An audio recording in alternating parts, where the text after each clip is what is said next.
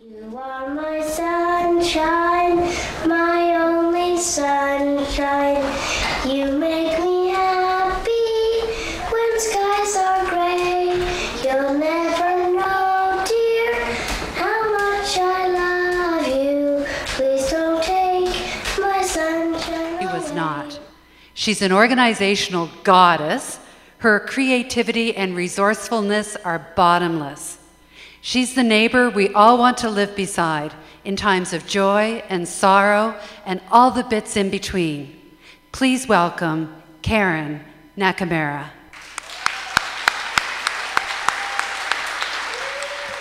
All right. Wow, look at all those people. Isn't this a great night? I mean, you're all here. Give your Sans a hand. Every one of you. That's right. I mean, it's all of you people that make this happen. It's not just me. I just take the phone calls, I answer the emails, but it's every one of you people here that make this happen, who show up and just say, we stand with you. We don't know what to do, but we show up. Some of you come to the concert, some of you clean the rabbit cages, some of you cook the meals, some of you mow the lawn, but you show up, and that's what it's all about, and that's what it's about tonight. And so even though Lovis and her family aren't here physically, they're just on the other end of that internet line, and we just want you to know that we're all here for you tonight. So many people ask me, who is Lovis? Who is she? Well, you know what? Lovis is a little 3-year-old girl. Like every 3-year-old girl, she's bright and she's interesting and she's curious and she colors and she cuts and she does all of those little things and she looks for bugs. And actually I got to know Lovis when she was just over a year old, and Lovis and I learned our German vocabulary together. And I'm in this wonderful space between babies and grandbabies, and so Lovis is the granddaughter I have yet to have. And we got to spend lots of time in the garden digging for worms, sitting on her front deck, just watching the cars, trying to decide if they're going to come by the house or go over the bridge the other way, and doing all those wonderful lazy things together. And sometimes she'd say to me, Karin, what's that? She'd say in German, and I'd say, I don't know. And she'd say, okay. And that's how it went. And then one morning, Lovis turned 3 years old, and that night, something magical happened. She woke up, and she was a fairy princess. And no day was complete without its store of glitter, nail polish, and the color pink. Now, we all know what that's all about. So anyways, that was a whole new arena that we got to visit with her. And then about 5 weeks later, which was only about 2 months ago, all of a sudden, Lovis's mom phoned me and said, Karin, sit down. My daughter has a brain tumor. And do you think that maybe, we're in Halifax, we're stuck. Do you think that maybe you could just somehow manage to get her older sister to school tomorrow? And I'm not quite sure where the car seat is, and I said, you know what? I'll figure it out. We'll get her to school. And that's where it all started, and this is where we are today. And you know what? In between there were some really tough days. What happened at that point is basically the doctors looked at this mom and dad, worst nightmare any of us could have, and said, your daughter won't be here in 2 months' time. She will not see her sister's birthday. In fact, she might not live beyond the next 2 weeks. And there's nothing we can do. Exactly. But these parents are absolutely incredible, amazing parents. And my heart just goes out to them. That's right.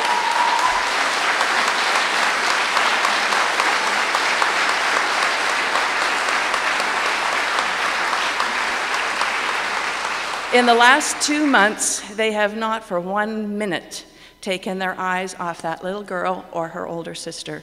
They have devoted their entire beings to these children, and they have spent every moment surrounding them with absolute love and gentleness and tenderness and kindness and joy and hope and honesty and respect, and help them take those little steps to try to understand and come to terms with this as best they could.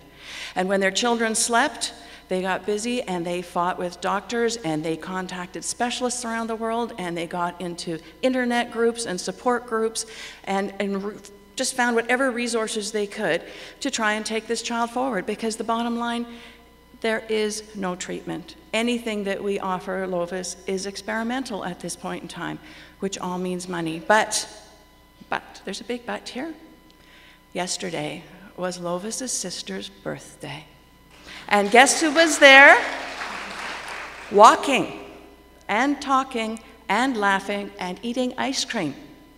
There was a day not that long ago where we didn't think that would ever happen again. And so we are just so, so happy for this period of time that this family has, however long it lasts, hopefully another 95 years, that they can just love and hold and share and enjoy.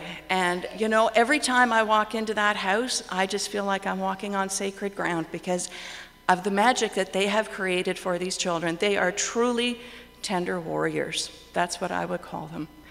And then there are all of you who, as I said, have turned around and just done everything that they could to support this family and surround them with so much love, cradle them and shelter them so that they can do what they need to do inside of there. And so I thank you. I thank the musicians who gave up paying gigs, who drove from Maine and Antigonish and Halifax and whatever, who performed in the heat. I thank the crew who provided sound and all the technical magic. I thank Sue and Linda Wielden and Wendy Elliott, who gave me guidance and just kept telling me what I needed to do. I thank Stephen, who manages to get this concert to the family, who in the last minute really couldn't just make it here, although they very much wanted to be. And I thank each and every one of you for making this possible. And so then, really, we come to little Lovis, and you know what? In the light of her presence, we have just all blossomed. Our hearts are open, our hands are extended, and so you know what, Lovis? You really are our sunshine. You really are. We bask in the warmth and the radiance that is you, and we are so thankful that you have touched our lives. And so now, it's time to say goodnight. And for those of you who don't know the story, when Lovis was going through her radiation, which was a very scary procedure because every time she had to have a general anesthetic, and this child was already so weak, every day we weren't sure that she would be able to tolerate the anesthetic, never mind the radiation, and we were always very grateful when she woke up again. And in that room where she woke up, there was this little stuffed flower that sang and danced, and she loved it, and it happened to sing the song, "You Are My Sunshine." And it very quickly became Lovis's song. And Mom and Dad managed to find this on the internet, and through the magic at the IWK, where you can have wireless internet at your child's bedside, they played the song with her regularly during the day, and they sang it every night when they went to sleep. And now still, after 5 weeks of day and night at the IWK, how this family managed it, I don't know. She's finally home, she's finally enjoying her family, paddling at the beach, digging in the sand. Now they are still singing this song every night, and tonight I invite you to join us to sing this for Lovis. And so I'm going to ask Sarah Pound to come out here now and get us started. The words are on the back of your program, and we just all want to say, good night, Lovis, we love you. Good Nacht, tschüss, Herzchen, ich hab dich sehr lieb. Schlaf süß.